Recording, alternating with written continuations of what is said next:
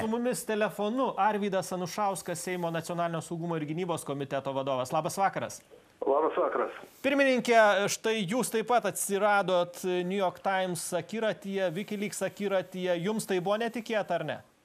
Nu, tiesą sakant, vargu ar kas nors gali tikėtis atsidurti kur nors svetimuose užrašuose, bet šiuo atveju aš tai šitą situaciją vertinu paprastai.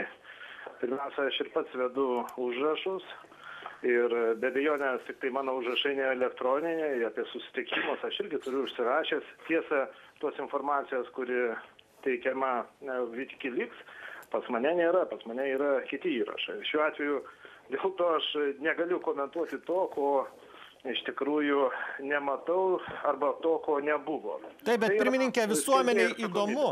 Visuomeniai labai įdomu, štai skelbiama, kad jūs atsiprašinėjot Amerikos ambasados žmonėms dėl to, kad Lietuva nepriima Gvantanamo kalinių. Ar buvo tokie pokalbiai, ar buvo jūsų atsiprašymas, ar ne? Aš, jeigu jūs mane išgirdo, tai aš ką tik pasakiau priešingus dalykus. Tai jūs klausit manęs to paties. Aš tada pakartosiu dar kartą. Mano užrašuose ir mano pokalbėse šios temos nebuvo liečiamos. Nebuvo visai to konteksto?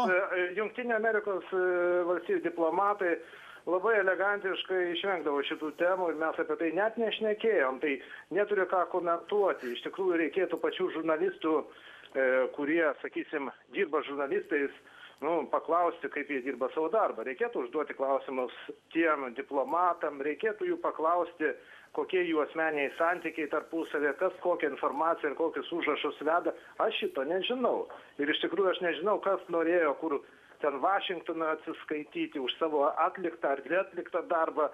Man sunku komentuoti iš tikrųjų. Bet tai, kas paskelbta, yra dezinformacija jūsų požiūriu ir jūsų kontekste. Mano požiūriu, tai aš jau sakiau, kad švelniai tariant netiksli, o jeigu tiesiai šviesiai, tai yra klaidinanti arba melaginga. Nelygu apie kokią informaciją kalbam. Visa tai, kas vyksta dabar tarptautiniai spaudoj, pone Anušauskai, teigiamas dalykas visuomenės prasme ar neigiamas dalykas?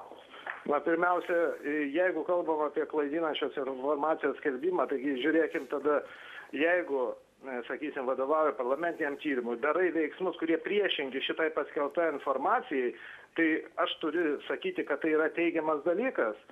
Jeigu tai būtų tiksli informacija, sakyčiau, galbūt galima pagalvoti apie teigiamas pusės, bet šiuo atveju aš nemanau, kad iš vogtos informacijos, neaišku, iš kokių šaltinių paimtos, galima išspausti kažką tokio teigiamo. Šiuo atveju aš manau, kad reikia politikus vertinti pagal jų veiksmus, o ne kas ką apie juos kažkur, kažkokiuose užrašuose įrašo. Jo labiau, jeigu tai netitinka tikrovės. Ačiū Jums, Arvydas Anušauskas, Seimo nacionalinio saugumo ir gynybos komiteto pirmininkas.